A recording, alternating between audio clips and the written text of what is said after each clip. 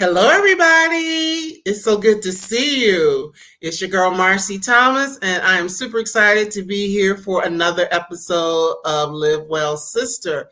So come on in the room, as Tabitha Brown would say. Maybe one day she's going to watch and get on me about using her term. But anyway, I'm super excited, as I said, to be here with you to have a conversation that's just really important. And I'm going to get into it here in just a moment. If you don't mind, you can drop in the comments where you're joining us from. If this is your first time, any of those things, it's great to know.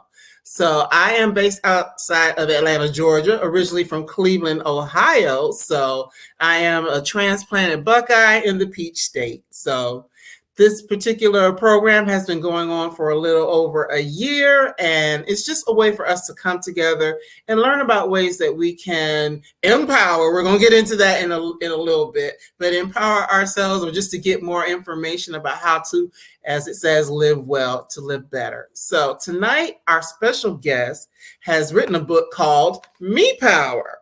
And you can see I got all these tabs and whatnot. She's like, please make sure you show the people all those tabs and that, so they know that it's a good book that you really have gotten a lot out of, and I definitely did. So tonight's guest is Dr. LaNysha T. Adams, who is a student success strategist and founder of an award-winning education consulting and coaching firm, Edlinguist Solutions. With 20 years of experience in education at the school, district, and state levels, she holds a Ph.D. and is a certified coach on a mission to revolutionize how people learn.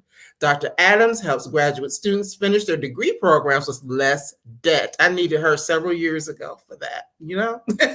Her passion for assisting others to live on purpose with purpose led her to write her debut book, Me Power. She enjoys quality espresso and traveling when not chasing her toddler sons and husband around the house.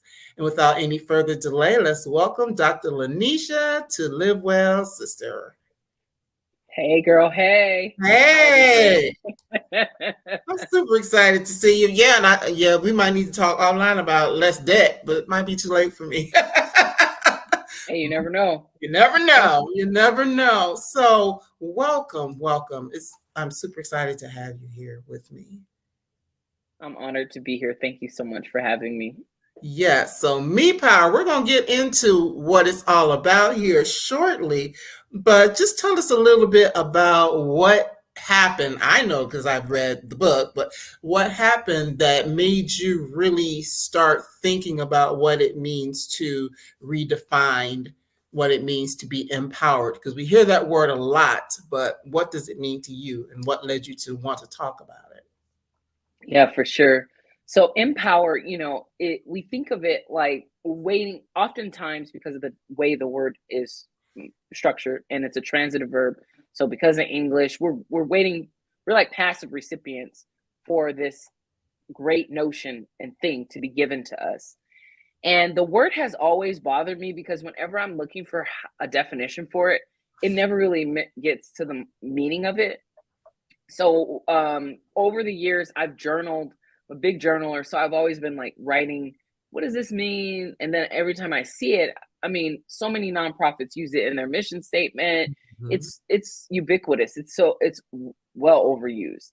So I had a few experiences in my life that were disempowering, where you think, oh, I have the wherewithal or the audacity to go after something. And then somebody gets in the way, somebody slams the door and says, Mm. no, you can't pass go, you can't collect your $200.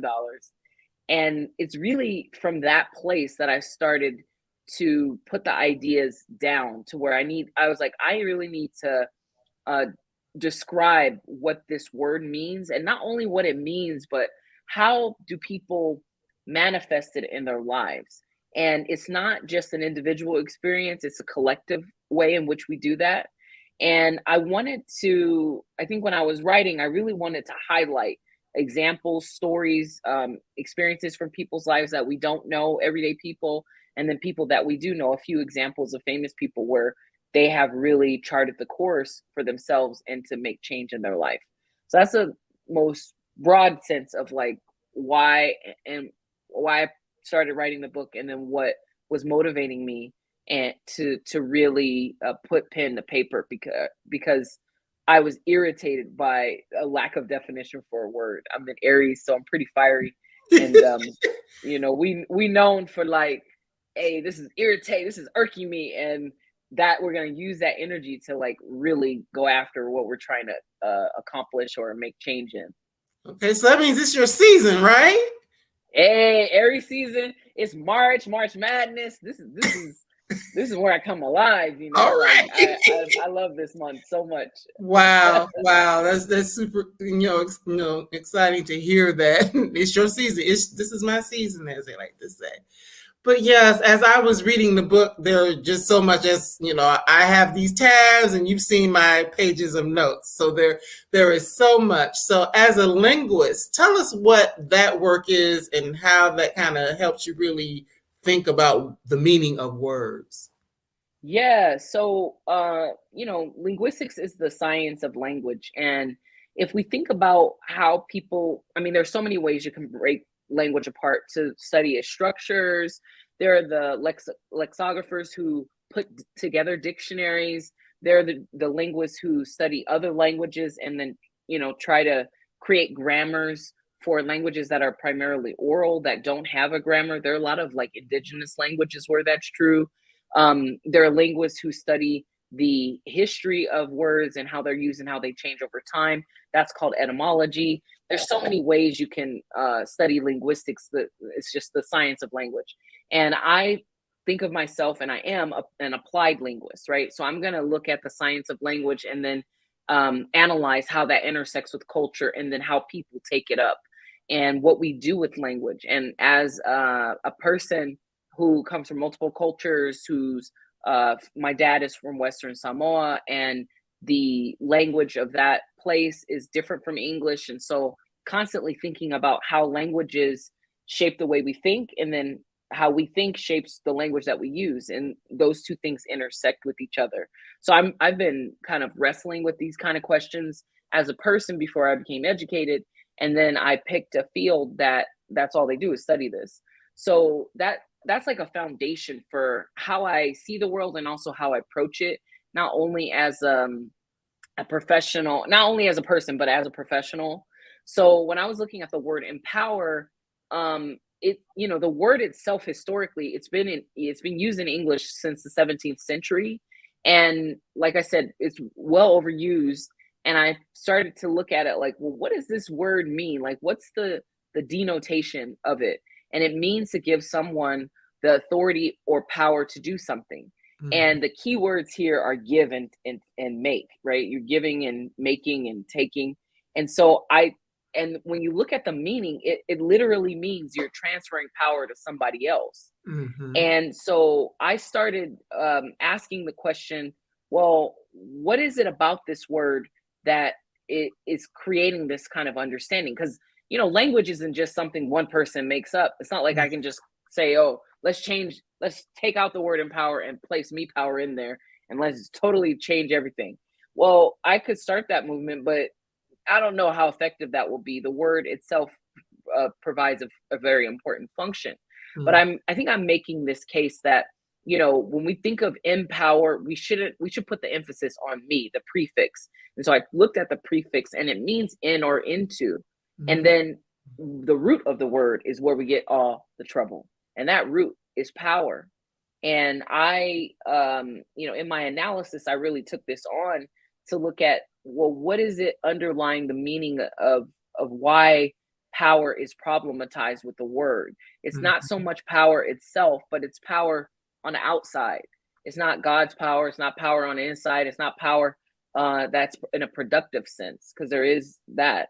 But I think the word itself really goes back to these misconceptions that I talk about, which means like, I got power over somebody, Mm-hmm. or I need approval from someone in order to have power.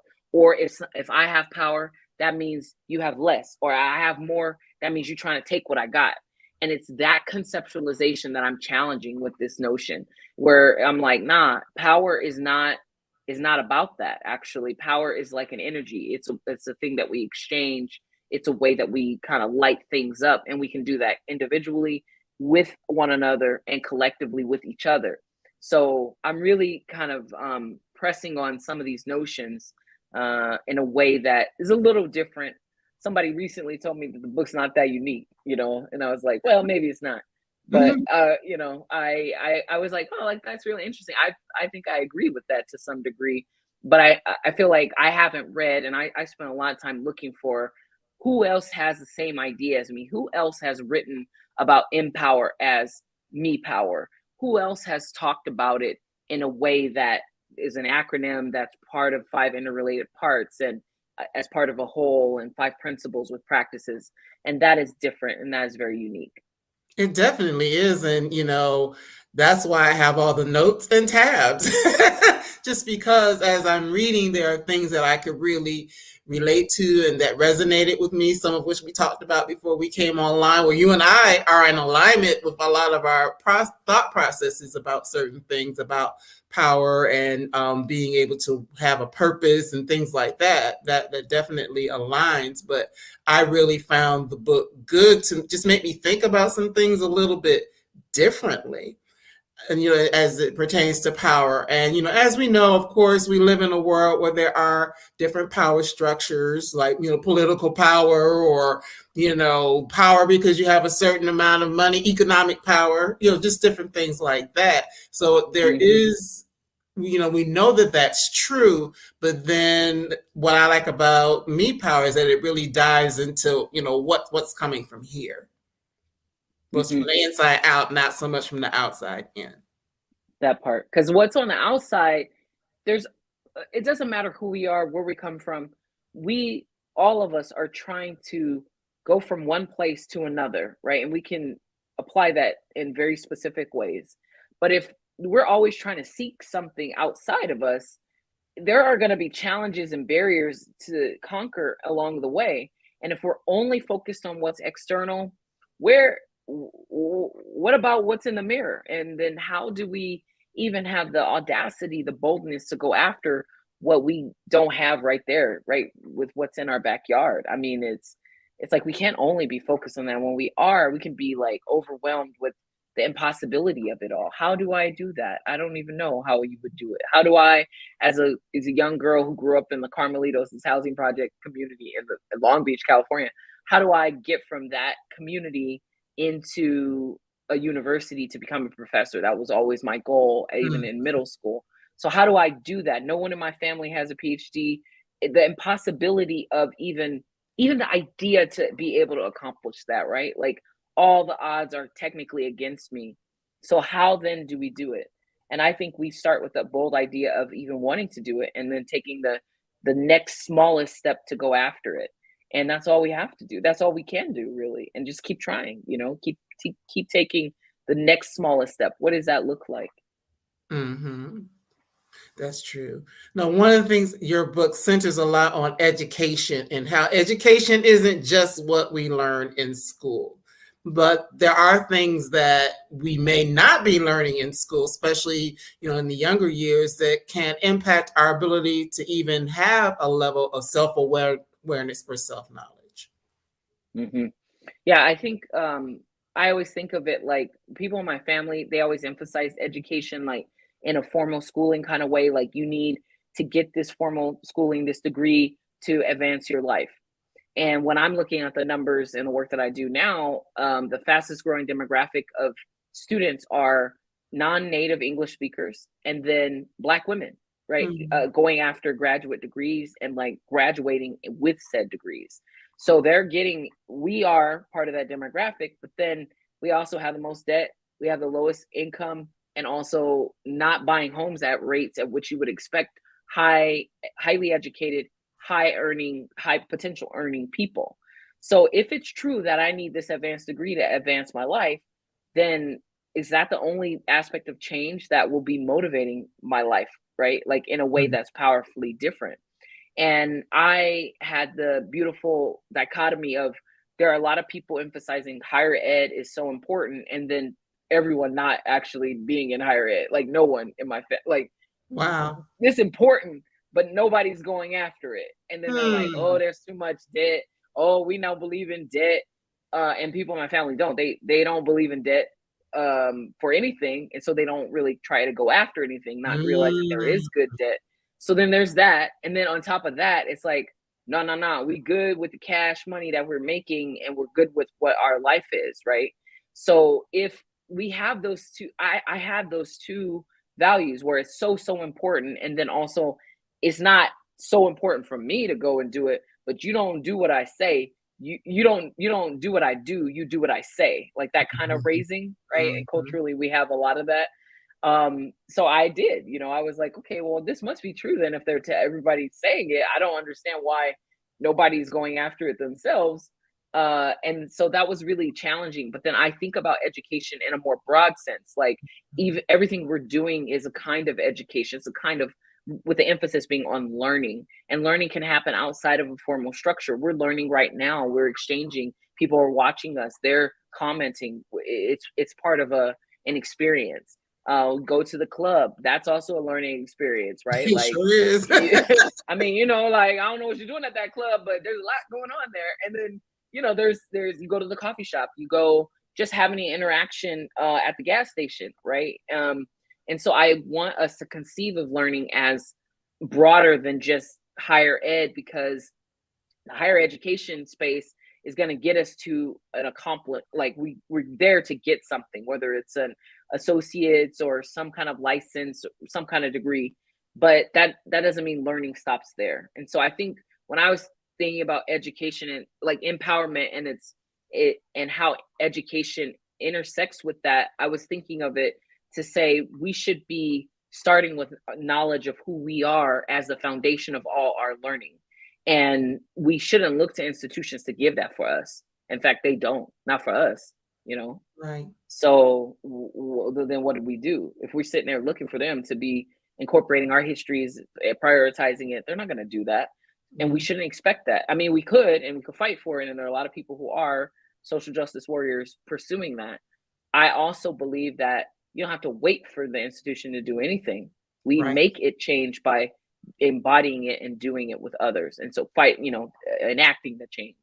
So I know that's a long-winded answer, No, and I mean, because you touched on something that you knew I was going to ask you anyway, just about what's happening with, the fact that there are things that people are doing their damnedest, and yes, their damnedest, not to teach us, want to take things away from us that do play into our self-awareness, our self-knowledge, that can help assist with our self-esteem, or, feeling, that sense of me power, because we know these things about who we are and where we come from. So it is a thing that people, what we weren't getting that much to begin with, and now you're trying to take away the little bit that we did have. Mm-hmm. Mm-hmm. Yeah, it's rough, and it's in this area of this notion of that some people have things more than others, and then we have to fight in a political way, right, to edge in on that. And I think that's true for access to resource. That is that big E, that equity question. And I think that those things are very real. They impact the structure in which we live as individual people. I think we have to do two things that create a double consciousness for all of us, whether we're Black or not. It's this idea that we as individuals have to have this kind of empowered sense and way of being as we're navigating and charting our course through life. And then we need to do it collectively with others to bring about change, so that when I'm looking at the lady who's behind, the bureaucratic red tape and says, fill out this form, and you need to fill out this form, and it needs to look like this, otherwise you can't accomplish what you want. I'm not seeing her as an enemy, as somebody who is, if they're a white person or if they're whatever person, that they're trying to hold me back. It's like, no, they're just functioning in their role. But sometimes, people get so caught up in the roles that they have to occupy that they forget their humanity in that, right? Like, oh, you a paper pusher and you are behind this red tape. And instead of sometimes helping, people try to block. And that's a lot of stuff that functions for that. But I think we sometimes think of like the system and not think of the people, the individuals who make up the system. And we also are part of said system. So when we talk about change, we have to see ourselves as part of that. It can't just be like, we want to see it change only for our benefit, because that means we're buying into this notion of taking something away in order to compensate, because we have been denied for so long. So why let's oppress other people too then. We've been oppressed, let's oppress other people. Like, I don't think that's right. I don't think that's what we're here for. And empowerment is about us all. It's not about just one group over the next. That's not right. That's absolutely right. And I'm going to move into, because we could go all day on that, but I want to get into some of these particular ways that which you define what me power actually is. So first, I guess that's your actual definition for me power, and then we can talk about some of the steps to get there, the principles. Yeah, for sure. So how I define it is, I say me power equals knowledge of self plus principled action in 5 key ways. Embrace your barriers, focus on your strengths, speak for your life, choose your guides, and ritualize your reflection. And I'm really in the book outlining a practice, or a praxis, as they say, which is practice and like in the most applied sense, for us to figure out how we can best combine self-knowledge and principled action to catalyze change for yourself and for other people. And it's not just for yourself only, it's for yourself and in relation to other people, because we can get caught up in the me part of me power, and it's really like we power. And one of my friends said, oh, you should talk about it as we power. I was like, I don't know about we power, that would be different.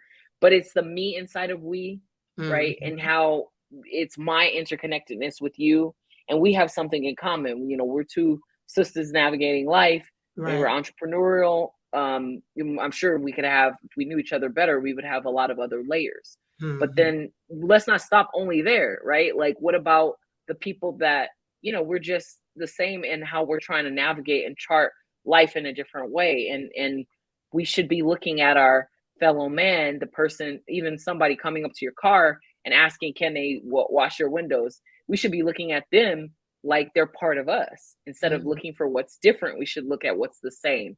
And so I'm really, that's kind of like a kumbaya, the world according to LaNysha perspective that I built into the concept, because I really do see the world that way. And I think as people, we should be relating and connecting like that. Like, why not? I mean, there's so many things that make us different, but what is it that really connects us? What makes us the same? And in a world that we live in now, where a Trumper with a red hat, it depends, right? There's variables, right? Like, maybe those people aren't my people, but maybe they are actually. Maybe we have a lot in common. And if I only stop at the red hat, I wouldn't be able to find a way to relate to them. And I don't think we should be demonizing people because of their political differences or anything like that. And that's what gets us into these situations where we other people.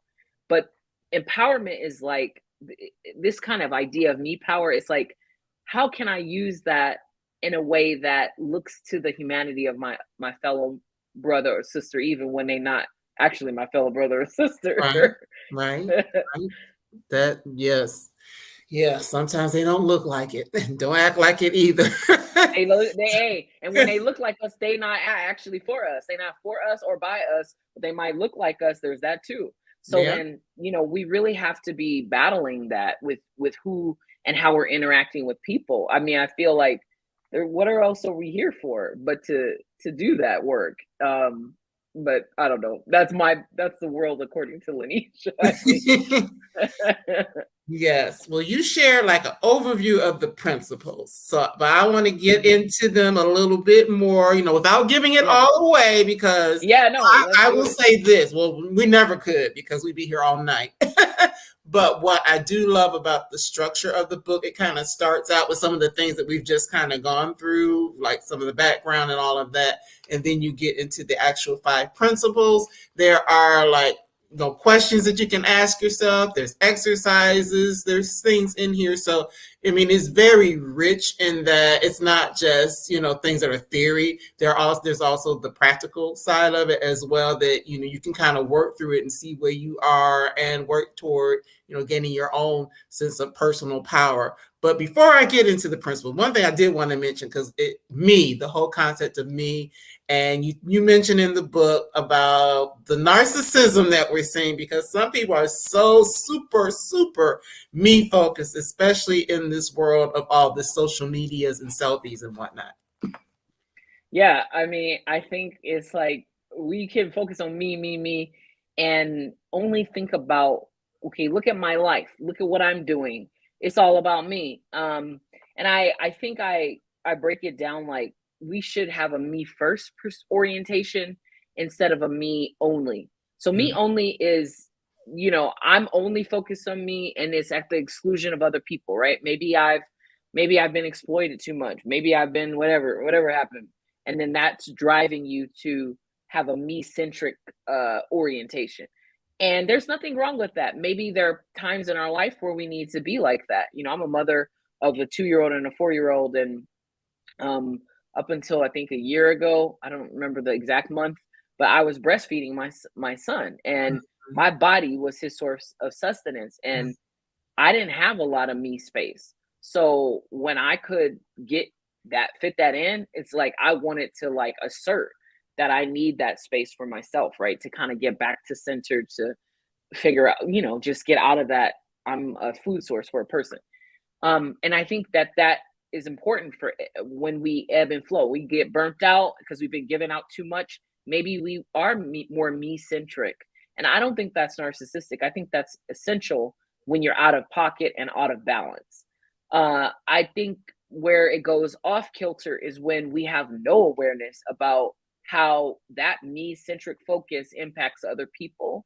It might hurt people, it might take advantage of others, it might exploit people, and that is too far gone. Mm-hmm. So, me first is different. It's a slight distinction because I talk about it like putting on your mask first, making sure that you are taken care of, that you have all your bases covered before looking to the next person and saying, I'm going to jump in and help you, right?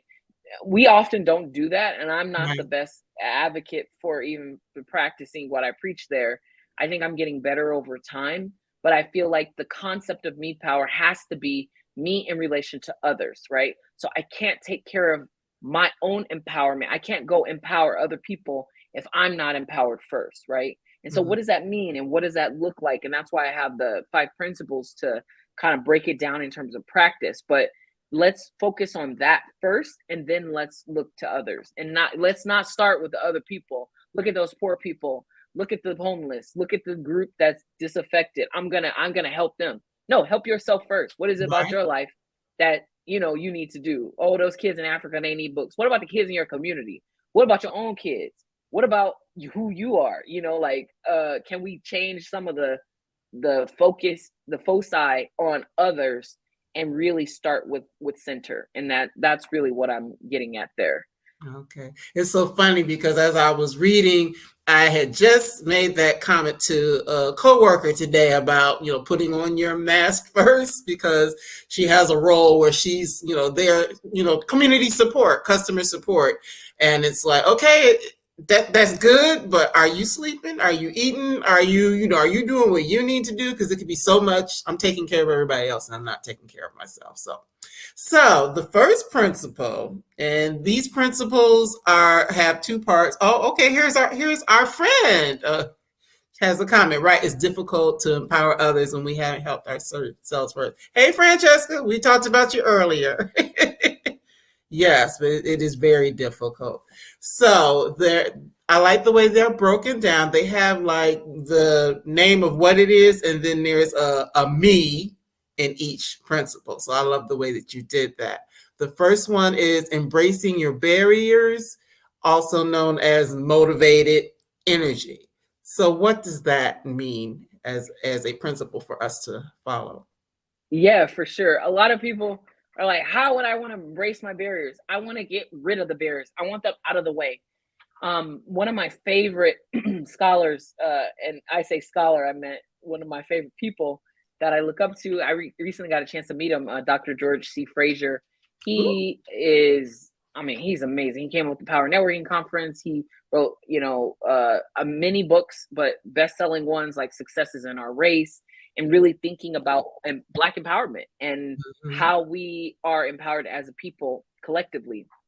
And one of the things he talked about in one of these groups I was in was how obstacles are the way. And it's a very stoic idea. And it's interesting. Like, if we can't, we really look, we're here on earth to go after whatever we're trying to go after, right? Living on purpose with purpose. A lot of people spend the rest of their life, like the whole time, trying to figure out what that is. And it's unfortunate. For some people, they're just aimless. They don't know. They're trying to figure it out. And you might think you're on the right path and you have to go on this other path and all this. And people are so focused on wanting things to be easy. I want it to be so easy. I also want it to be easy sometimes. It's not. And it's not supposed to be either. I think if we get caught up, it's because we're so frustrated because we want it to be easy. Well, we have to choose our heart. Is it more difficult to think like this, like where you're like, oh, barriers at every turn, no matter what you're doing, right? Like, oh, I just had to drop all this money, my toilet broke, and then I had to fix the toilet, and then I'm trying to do all this stuff to leave this house and the toilet breaks. What? Like, I could be so concentrated on that as a problem, it could ruin my day, it could ruin my week. Actually, we tried to fix it, then things kept leaking, and then we didn't know it was leaking, then we find out it was leaking, and then it's like there's all these stories, right, with all this drama. So if we think about life, there's always going to be something standing in our way. If it's not one thing, it's another thing, right? We have that phrase because it's a fact. So then if we look at that as a reality of how we're navigating life, like the obstacles are always going to be, no matter what, wherever we turn. I got 2 kids, 2 and 4. Every other week, these kids are sick. When they're sick, what happens? We got to adjust. We got to adapt. So I'm giving you a few examples just to set the stage, right? Like, my life ain't a utopia. I'm not in the Himalayas hanging out or living with the monks, and my life is so easy. It's very difficult. There's a problem every day. There are fires I got to put out. I expect them, and I almost, Dr. Fraser, I quote him saying this. He's like, I eat failures and obstacles as vitamins for breakfast. Like, he's like, I'm looking for it. And I think that's such a power, and he says it smiling and is so happy.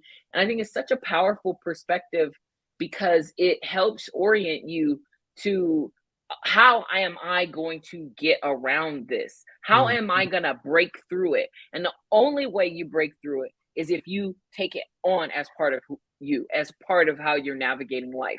That's embracing your barriers. It's looking at anything head on. Like, hey, this is part of my life.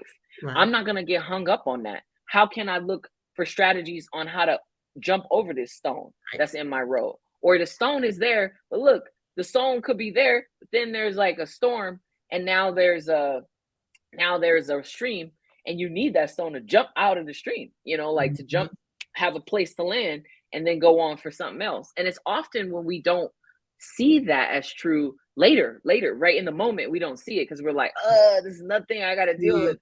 And then maybe later it's a blessing in disguise. It's like, wow, if I never had that experience, I wouldn't have learned this. But we don't see that right away. We see it on the other side. So we just got to get through these challenges, and that makes up our life.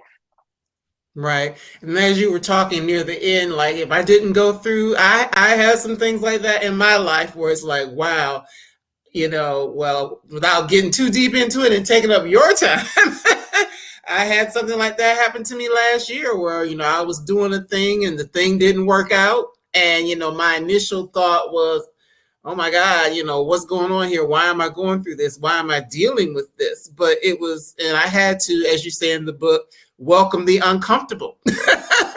as a part of the process. But in going through those difficult moments, some wonderful things have come out of it. So if I would have been so much focused on, oh my God, this happened to me, oh my God, this isn't good, what am I going to do? How am I going to fix it? That sort of thing in a negative way, then the positive things that have come forth since then would not have happened. So, yeah. Mm-hmm. Mm-hmm. Yeah, agreed, 1000%. So one of the things you do talk about in there is a thing that can help us is visualizations, like visualizing, I guess, what we want, and then also affirming ourselves. Yeah, I think that's a very important practice. I see Aline Jindian, who's one of my favorite people. She says, welcoming the uncomfortable is so uncomfortable. It is. That's a whole word. That's a whole word. It's so uncomfortable. It's so cringeworthy, uncomfortable at times. But I say feel all the feels and then do it anyway, right?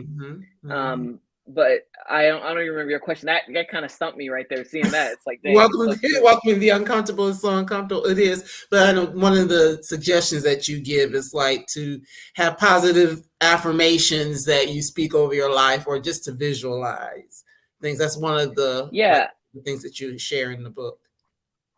I think also because a lot of people are like, affirmations are not enough. I was having this conversation with someone, and they said, "Oh, affirmations are cool."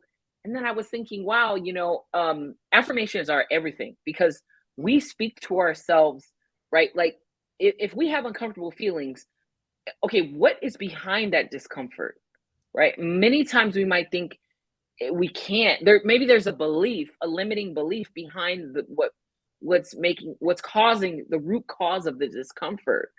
I don't feel like I could actually do it, or if I do it, it's going to have this negative impact, and I'm afraid about that negative impact. I don't really want to upset people. I don't want to do this. There's always some real underlying reason that's causing the discomfort. So the minute that we can identify what that is, we can speak truth to a different kind of power over our life.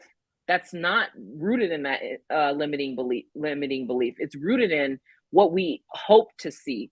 And that's a different kind of process, what we hope to see. Maybe it's not happening right now, but it could. If you just sitting there occupied with the fear, that's going to be everywhere you turn. Oh, I can't do that. Oh, I can't go after this promotion. No Black person ever got that promotion. I never saw a sister there. They don't really support Black people in the executive suite. I can't try. I can't go after it. Look, if you're stuck in that story, you think that's not going to have power over your life? Right. What is that true? Or is it true that you could try and maybe you're denied? Maybe you're told you can't do it. And then you learn, like, look, this is not the place for me. And you go somewhere else. You leave, you get a severance package, or you leave, you change your life, and you make $20,000 more. And then boom, you get what you were hoping for. But this time in a more supportive context, and whatever you dream, whatever you envision, right? Like, I think there is a lot of power to affirming what you want that is going to help you with some of the discomfort. I think that's kind of what we're talking about, where if you are embracing your barriers, it's really looking at what's underneath that barrier. Is it really external, or is it something on the inside? Is it that you don't even think you could do it? And who's in control of that? You don't think you could do it. That's you. It's like that meme from Scooby-Doo with that guy, I forget his name, the character, and he's like, who's doing this to me? Where is this? And then he looks in the mirror and it's a picture of him. Right. That is like, it's so perfect. And so I think we have so much to learn about ourselves and what's more to uncover, what behind the layers of the onion, as a metaphor, that we can keep pulling back. But it's like a layer of self-awareness, because we go to one layer, and then behind that is another layer to peel back. Right. It's always something to peel back. But I just had the big smile, because when you were talking about being in a place and that place ain't right, then you go to another place and it's so much better. That is what I was talking about. I just went through. So like, yes, I'm like, I don't know if you've been stalking my life, but yes, ma'am. I just went through that, and I'm in a much better position than I was before. So yes. Yes. Good for So, you. Good for you. That's the, amazing. the next thing is focusing on your strengths, which is my education. So that's the M and the E. So, what is it Yes. about us being able to focus on our strengths? Because some people don't even know what their strengths are. So many of us don't even know what our strengths are. One of my favorite ways to do this, and I can't do it with everybody. Don't go around asking people, especially haters, because you might have some frenemies that you don't know. But like I did this exercise where I asked 12 people that I know, like, and trust deeply and love them deeply, and I know that they feel the same way. And I asked them to fill out this kind of survey, and I have some of the questions in the chapter 5 that this is Mhm. in, or I think, Yeah. yeah, chapter 5. Mhm. Um, and in there, it's like you can ask these people that know you how they see you. And when I did that, it's not just how do you see me? It's like, what are some of the strengths that you think that I have, and can you give me an example? Mhm. That's one of the questions. And they're like 5 questions, right? And you do it as a Google survey, you can send it out to people. What's Mhm. beautiful about this exercise is that you will see yourself differently, because it's not like I have some friends, they tell me what they think and what they see all the time. They bold and they blow my mind every time. But then it's not like all of us have friends like that and do that Right. to us with us. Melody Rash, I'm looking at you. I just called her out. But no, I have friends who do that beautifully. And then a lot of people, they're not gonna say, they might try to warn you about something, but they're not gonna say, "Oh, I see you as this wonderful blah blah blah, and these are all the strengths that you have." So it's very important to ask people, if you, even if you do know what your own strengths are, it's beautiful to get insight from people that love you and care about you genuinely, and who have your best interests at heart, to see what they might say. I mean, it's really wonderful. I did this about, I think it was almost like 20 years ago, the first Mhm. time that I did it, and it was very powerful to read about things, how they saw me and what they think I could accomplish. So my education is looking at education beyond, like we were talking about before, formal learning and higher learning. It's Mhm. like how you're navigating through life, and then you focus on your strengths, because that's really what you've got. I mean, we all have some kind of light shining in us Right. that gives us a gift in areas that are different from other people. And the sooner, I'm of this mindset, the sooner we can identify what that is, the better our life will be. And it's important. I'm a parent, right? So it's important for me to help my children identify what that might be for them. What are some God given talents that you have as a person? And maybe you can use that. Maybe you can monetize on it. Maybe you can use it to connect, to build your network. And then through something, it'll help you monetize. But it's very important for us to identify what our strengths are as we're navigating through life. And that's really what that principle is about. Yeah, that's a good one. And one of the things that you talk about, that you say that there is a gold mine inside of us. That a lot of times we're looking for a gold mine on the outside, but your strengths are a part of the gold mine that's actually inside of you. And I love that. Thank you. This is a feel good. This is the feel good. Now you get to, I'm exposed for not being a tough cookie, for being a really soft, warm-hearted soul who just want us all to get along. Can't we all just get along? And I Yes. don't, I'm like, come on, let's hold hands and let's live a good life. And I know that it's a lot of things for, but I really do think if we were all empowered, we empower other people with this conceptualization of empowerment as me power, our world would be so different. Absolutely. It would. Now, the next one, and you touched on it just a little bit a few minutes ago, is speaking for your life, which is myself express. Yeah, speak for your life. I So often we do that in ways that don't only include language, that also include the clothes we wear, the kind of shoes we put on, if we wear a headscarf, if we wear bandanas, if we, however we want to express who we are through, maybe we like cooking and we like feeding our friends, or we host parties, or we have dance parties, or we DJ, or I mean, there's so many ways you can express who you are. And I think that expression of who you are is an element of speaking for your life, in that you're expressing life. You're literally giving life. You're giving life to who you are through some form that people can appreciate, and it's unique to you. And that principle is really getting at the underlying part of how can you truly express what you desire? How can you truly express aspects of who you are? And we don't ever express who we are unless we feel safe, unless Mhm. unless we feel supported. And many times people express who they are, and then it's not safe for them to do so, or it's not Right. appreciated. And then they go into their shell, they clam up because somebody did something to let them know that that's not safe. And so this is really getting to a place of expressing who you are, maybe taking some risks to be more vulnerable if you're like me and struggle with that. And just kind of being more centered in yourself to be like, hey, like I have something I can give to others. And what is that? What might I want to give? Or maybe I don't want to give a lot, but I can smile. I can, just do something silently, and through my actions, it'll speak for itself. Mm-hmm. Mm-hmm. And part of that, in being able to speak your life, you have to define it. Like, what does it mean? You know, who are you? How do you feel about certain things? How do these things impact others? All of that plays a factor in being able to express yourself. But it's funny because I know people who they don't really know who they are. They haven't figured it out. And so if they haven't figured it out, it's kind of hard to really let someone else know. Yeah, I think one of the ways you can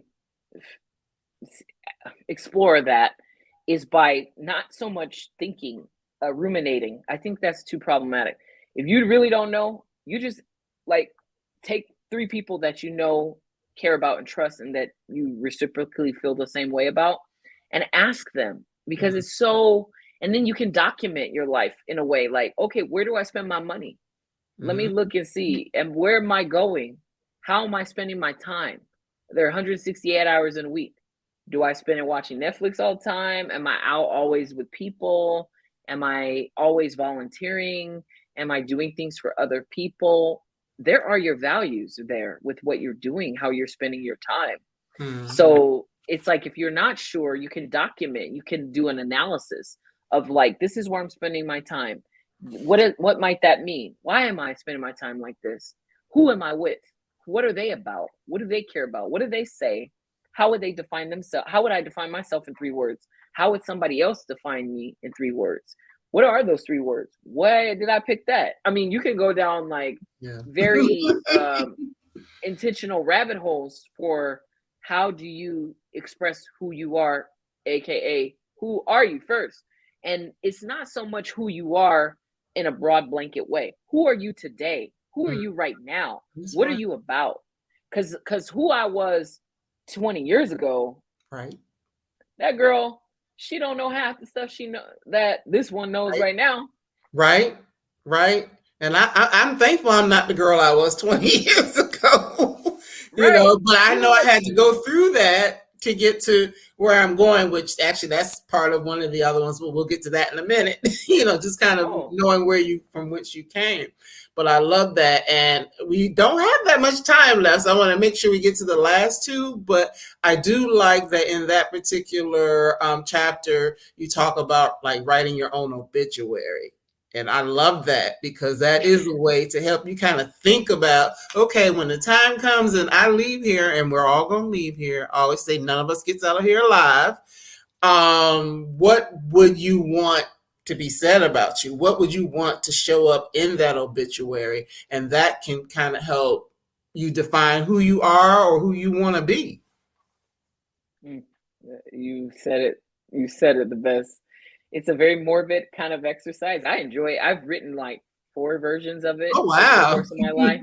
I love doing it. It's like, and I like writing obituary. Like I wrote my grandfather's obituary, and actually, secret tip, I included some of that obituary in chapter 6, "Speak for Your Life," because I use him as an exemplar of me power. Mhm. But I was very close with my grandfather. His name was LT, so my name embedded in my name Okay, is his name. I see. And he was, gosh, I love that man so much. But I think like, we really have to look at, well, how we express ourselves. Like, it's funny, just as a side story, this man, he was a man of few words, and he drove the same car for 50 years. He Wow. only bought a newer one, and he kept it in immaculate condition. Like, took it to the car wash every weekend.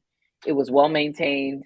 It was amazing. He bought it off the showroom floor Wow. and paid cash money for it in the 70s, and kept it for 50 plus years, and then sold it. And it's just kind of cool looking at someone's life like that, after they're gone. Like, he always wore a suit and a belt, and he always wore a hat. And his friend, one of his closest friends, Curtis, said, he LT, he was always suited and booted with the hat. And I think about that, and I'm like, man, like, that was my grandfather, like, the man was so meticulous, like, just period. And like, he wouldn't even be able to say, he was a man of few words and he was private. He wasn't trying to talk to people like this. And he, like, anybody who knew him, when they read that obituary, they're like, that's that guy. Like, so it's beautiful, because I just give you a few clues about him, and you can get a sense of the person. And that's who he was. I mean, it's based on how he lived, what he wore, how he dressed, how he dressed up his life, right? With his actions. And that's really who you are. I mean, we can put on a facade, but at the end of the day, you can't put on a show for that long. It's the core of who you are is going to come through the choices that you make. And that those choices can be so simple, like, the glasses that you wear, the fact that I have to wear glasses, or Right. I mean, anything. We can pick anything and just say, oh wow, like, there is intentionality behind how we live our life, because we do have a lot of choice in that. So that's a long-winded way to answer that. Well, yeah, I think that's good. And actually, this next comment kind of goes along with the next thing. And I don't know if you read the book or not, Cheryl, but it talks about choosing your guides, which is mastering excellence. And Cheryl's comment is people or things that inspire and excite you can guide you in finding out who you are. So that kind of perfect comment. But yeah, choosing Yeah. your guides, mastering excellence. Yeah, choosing your guides is really about this kind of idea of the we inside of me, right? Like, we're not here alone, and we shouldn't ever feel like we're navigating life alone. Although there are times where we might feel like that, especially if we can't relate to somebody, or if we're isolated, or if we just don't know where to turn, or if there are resources to access. I mean, we could be going through something really severe that's very specific to us, and we might feel alone. But I always like to think, if I feel like that, whenever I feel like that, I have a few folks that are on lock that I can connect with. I may not even tell them what's going on, but whenever I'm feeling like that, it's important for me to have those lifelines, and to identify first who those lifelines might be. And even if you ain't got a lifeline, there's the internet, there's Reddit, which is a rabbit hole. There are online communities. I mean, you have a whole Live Well Sister, Brown Girl Collective community. If you're a brown girl and you want to be part of that and be connecting with people, there's a whole community of folks, and you could pick whatever keyword and do that, right? Like, I have a pacemaker. That's a new experience for me as of September 2022. What year is it? 23? Yeah, September of last year. And I don't know people who are my age who have that. And so I got a Peloton bike, and there's a community called Pacemaker Powered Peloton Riders. Oh, wow. There's 2,000 of us, right? So I'm not alone in that experience. I might not know nobody my age Yeah. with this thing, but I know I have a few people who connected with me on there, and there's a community of 2,000 people. So if all I'm doing is riding a bike and we going slow, because maybe, depending on Right. our heart, we can't go up the hill like that. Right. But at least there's a way to connect with folks. So I think it's important it just emphasizes that we get to choose who our guides are, and our guides can be our friends. They can be people ahead of us. They can be people we pay. And in the book, I have like this exercise board of directors that you can Right. I create, love it. but board of directors for your life.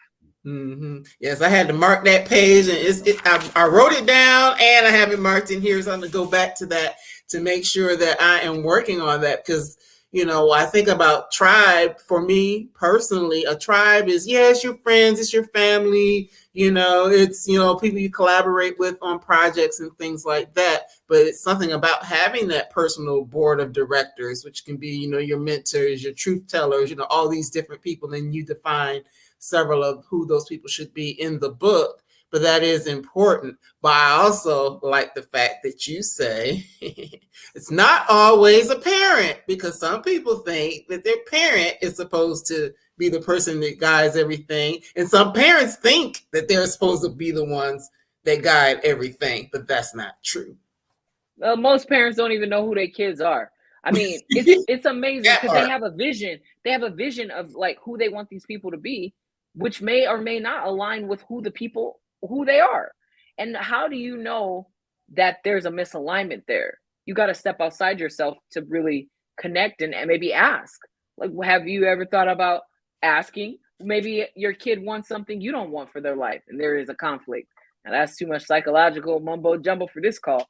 But I think that's what happens. That, like, my observation is, if there is a conflict, a lot of the times the parents have a vision, the kids aren't meeting the vision. I, as a parent, don't have a vision for my kids. I want them to be good people. I don't want them to be serial killers. I may or may not have control over that, but that is my baseline. That's my bar, and it's very low, because they're going to be wonderful people who have values, because they're watching me. They're watching my husband. They're watching the people we surround them with, right? So their actions are going to be influenced by that, but they are their own people. And my job is to cultivate them as our own people and learn from them. What do they have to tell me about what they want for their life?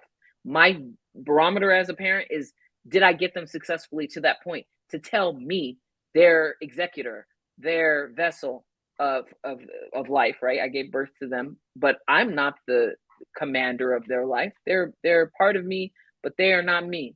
And I think it's very important, but that's a different parental stance. A lot of parents don't believe that or act like that. And I think that's what creates this confusion about how things should be. I mean, And one of the things you also talk about, and then we'll move on to the last one, is that the people that you have in this circle on this personal board of directors, it should be a co-creative partnership. And I love that concept, is that we are coming together to co-create something beautiful. Yeah, because it's like you have an origin point. Maybe like in order to procreate, I had to co-create to get the kid, right? Right. The sperm fertilize the egg. So that's cool. And then in life, we're doing that constantly, right? Like these beautiful people, aka my children who are 2 and 4, there's a whole range of ways in which they express who they are, or they're letting me know at their different phases of development.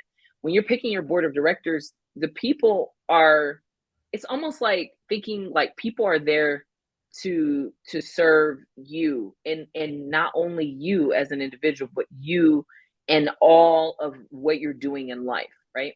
So all the people we intersect with that love and care about us, they're pouring into us, we're pouring into them. And isn't it beautiful when that leads to some creation of something that's so positive?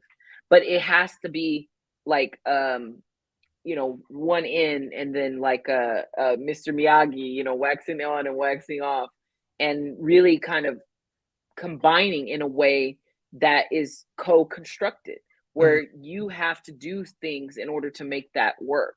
And that's the kind of partnership that requires you to assert who you are, and then the person is asserting who they are to help you, and then you are doing some kind of reciprocal thing in that relationship. Right. It can't be too one-sided, because if it is, it's not going to work. I mean, that's not co-creation. Right. Well, thank you for that. Cheryl has, and she said she did not read the book, so she just caught on to that concept. But community is so important to be a part of something. Absolutely. Absolutely. So after we've gone through all of these other 4 steps, we get to ritualizing your reflection. You are understanding that you are more than enough. Yes, it's so important. And I think thinking that we're more than enough, especially when we're trying to accomplish something, and we might be thinking, oh, we don't have enough. we trying to get something, oh, I don't have this. And it's like, just start with the thinking you're enough. You're more than enough to go after whatever it is that you're trying to accomplish. And one way to, like, I think the ritualizing of reflection is thinking about reflection as part of your process for living. So I was talking to a friend and they were saying that they liked in the book how I outlined creating a list of 10 defining moments in your life and including a picture of yourself at each of those moments. Mm. And a defining moment is like something that changed your path in life. Like, I moved from California. When I left California to go to New York for grad school, I never went back to live there. It totally changed my life, right? Or Mm. when I got my first job professionally, or when I had my last job working for someone else and I left thinking I only want to be an entrepreneur, right? Mm. So there, or I had my first son, or I had my last son, right? During the pandemic. So those are very key moments where each one of those change your life.